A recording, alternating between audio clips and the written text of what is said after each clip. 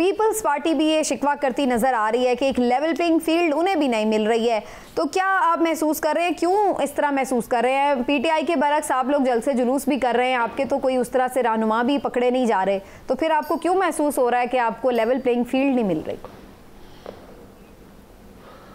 नहीं, हमने कोई ऐसी बात बड़ी तो नहीं की है, सिर्फ इतना ज़रूर कहा है, वो आप नाराज़ न हो और दूसरे भी नाराज़ न हो।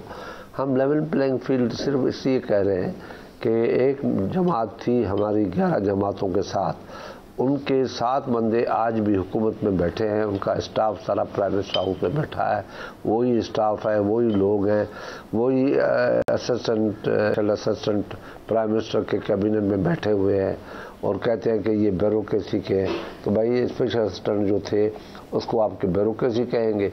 वही लोग बैठे हैं, 11-12 लोग बैठे हैं, उनके 7-8 लोग बैठे हैं, नाम भी कहते हैं तो आपको पता है, और उसी पे कहते हैं कि जी एक पार्टी को आप ओपन फील्ड दे रहे हैं और रेड कारपेट रिसेप्शन दे रहे हैं। तो ये चीजें हैं जिसके लिए हम कह रहे हैं। समझते हैं कोई डील वील हो गई है नून लीग की? नवाज शरीफ को खुद भी कहा था ये कोई डील वील हो गई है नवाज शरीफ की? जी सर। नहीं, मैं क्यों अब किसी पार्टी के लीडर के ऊपर डील का इल्ज़ाम लगाऊं? हाँ, इतना ज़रूर हुआ था कि पोर्ट पे हाई कोर्ट का रजिस्ट्रार गया था, साइनें करवाई थी और रेड कारपेट दिया था। डील मैं क्यों कहूँ मैं डील हुई है? वो तो आप बोले, आपका काम है, मैं तो अपने सियासतदान के ऊपर ये इल्ज़ाम नहीं लगाऊंगा कि सियासतदान डील भी करते हैं। अच्छा शाह जी, गुजारिश ये है कि अगरचे आप भी जैसे फरमाते हैं, बिलावल सरदारी साहब भी ये फरमाते हैं और दूसरे भी पीपल्स पार्टी के जो रहनुमा हैं सब ये कहते हैं लेवल प्लेइंग फील्ड का मामला, अच्छी बात है, आपने किसी पे डील का इल्ज़ाम नहीं लगाया, लेकिन गुजारिश ये है कि बिलावल भुट्टो साहब ये भी पूरी यकीन है कि वो कहते हैं वज़ीर आज़म, वज़ीर आला सिंध, मेयर कराची ये सब पीपल्स पार्टी के होंगे। तो इन तमाम चीज़ों के बावजूद भी ये क्या कोई यकीन दहानी है या यकीन दहानी का हसूल है कि जिस पे ये सारी बातें की जा रही हैं? देखिए इमरान, बात सिंपल है कि हर पार्टी इक़्तिदार के लिए आती है, मगर पीपल्स पार्टी एक चीज़ मेरी आप अगर समझ जाएंगे, देख लेंगे, सोच लेंगे तो एतबार भी करेंगे और पब्लिक के पास भी सही बात जाएगी। पीपल्स पार्टी कभी भी इक़्तिदार के लिए मरी नहीं है, जान दी है। इक़्तिदार के लिए मरे नहीं जाते हम, इक़्तिदार के लिए मरे जाते तो काल कोठड़ी से हम तख्तेदार पे नहीं जाते, फिर हम बाहर चले जाते। बाहर नहीं गए हम, वहाँ मरे, हमें इक़्तिदार तो मिल रहा था, चलो उसको भी छोड़ो। बेनज़ीर भुट्टो को तो सामने की तारीख है ना कि मना किया गया पाकिस्तान मत आओ, इक़्तिदार में आके फिर आ जाओ, तो हम नहीं गए, पता था, सब ने कहा कि आपको मारेंगे, उसने कहा मरने दो, हमने वहाँ रहना पसंद नहीं किया, हम गोली खाने यहाँ आ गए। और एक दिन 18 तारीख को वो साबित भी हो गया, 150 लोग भी मर गए, बीबी बच गई, फिर बीबी को मार दिया।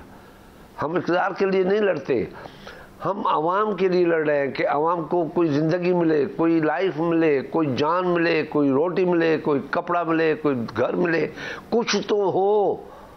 हमें आवाम को मजबूत करना है, इक़्तिदार को मजबूत करने की बात हम नहीं करते।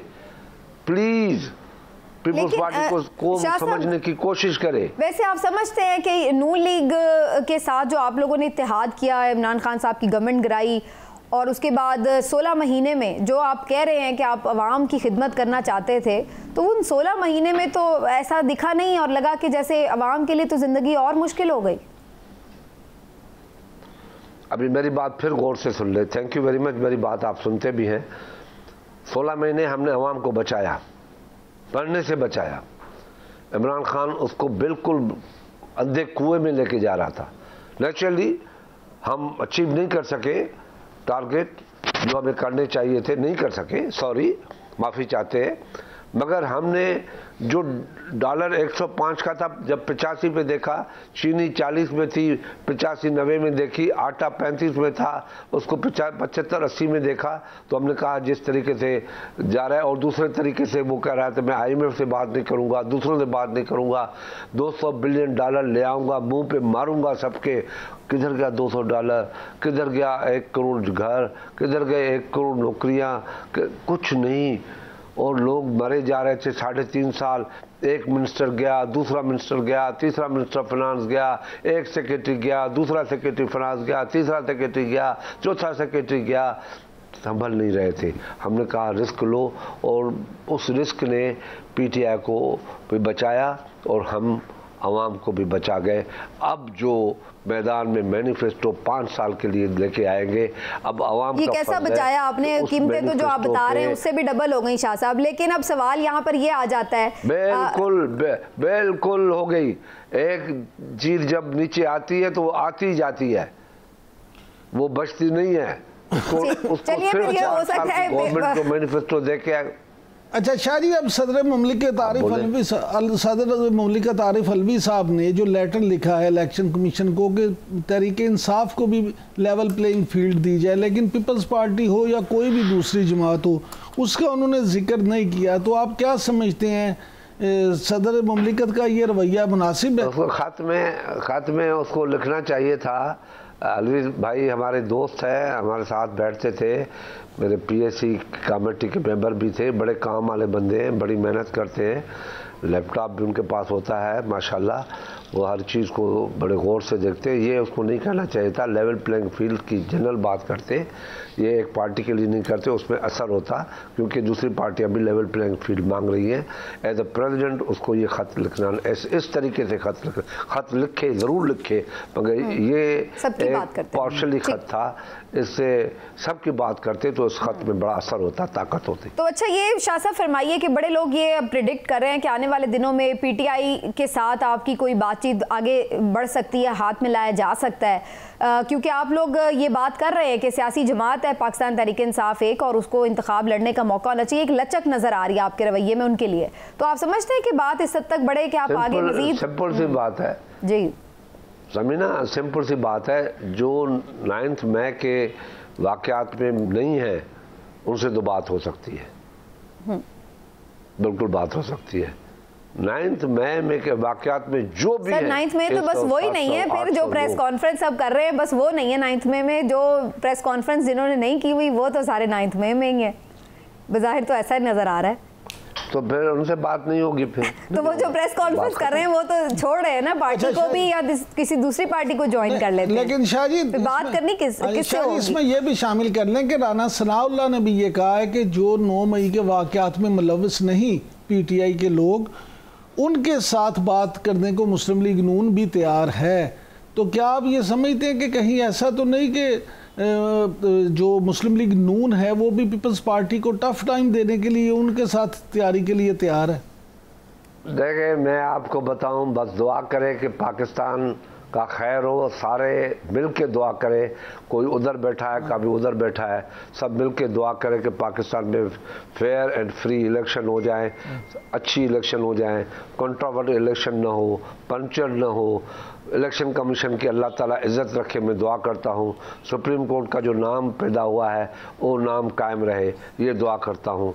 अल्लाह करे हम सबको सोच आए, एक सियासतदान दूसरे सियासतदान की इज्जत और एहतराम करे, गालम गलोच की मुल्क में सियासत ख़त्म हो, अदारों को गालियाँ देना ख़त्म हो, अदारे अपना काम करें, सियासतदान अपना काम करे, पार्लियामेंट अपना काम करे। देखो पाकिस्तान कहाँ जाता है। मैं समझता हूँ रॉकेट की स्पीड कम होगी, पाकिस्तान की तरक्की की स्पीड बहुत ज़्यादा होगी। अच्छा शाह साहब ये फरमाइएगा कि आम तासुर यही था कि सिंध जो है वो तो पीपल्स पार्टी जो है उसका सिक्योर है, सिंध में भी हुकूमत पीपल्स पार्टी आराम से बना लेगी और मरकज़ के लिए कोई जोड़ तोड़ होगा, लेकिन अब जो जीडीए के साथ और बशीर मेमन साहब की क़यादत में एमक्यूएम के साथ जो मुस्लिम लीग नून के मामला जा रहे हैं, तो कुछ तज्ज़ियाकारों का ये मामला है कि ये सारे इत्तेहाद भी पीपल्स पार्टी को टफ टाइम देने के लिए हैं। क्या आप भी ऐसा समझते हैं? देखें, मुझे बशीर मेमन की बात की हमें इज़्ज़त है उनके लिए, मेरे ताल्लुक़ रहा है उनके साथ, बहुत अच्छा ताल्लुक़ रहा है। मैं उसके लिए दुआगू हूँ कि वो कामयाब हो, ख़ुद भी कामयाब हो, जहाँ से इलेक्शन लड़े और पीपल्स पार्टी के साथ उसका इलेक्शन होगा और इंशाअल्लाह ताला पीपल्स पार्टी बड़ी अक्सर से जीतेगी वो सीट। मगर ये बात कहना कि मुकाबला होगा, मुकाबला सियासत में हर जगह पे होता है और हर पार्टी का ये प्रेशर होता है कि वो जीते। हम किसी इत्तेहाद को रोकने की कोशिश नहीं कर रहे। हम चाहते हैं कि जिसके साथ चाहे अपना इत्तेहाद कर ले। अब मुस्लिम लीग नून का और MQM का इत्तेहाद हुआ है और 90 की तारीख को देख लो और फिर कह दो कि कहाँ राजा भोज कहाँ गंगू तेली, वो यही ताल्लुक़ होता है। कहाँ मुस्लिम लीग नून कहाँ मुत्तहदा, उनके क्या ताल्लुकात थे। मुनाफकत पे इत्तेहाद है या सच्चाई का इत्तेहाद है या एक दूसरे को बचाने का इत्तेहाद है, मैं इस पर बहस नहीं करूँगा। मुझे काबिल एहतराम है दोनों पार्टियाँ।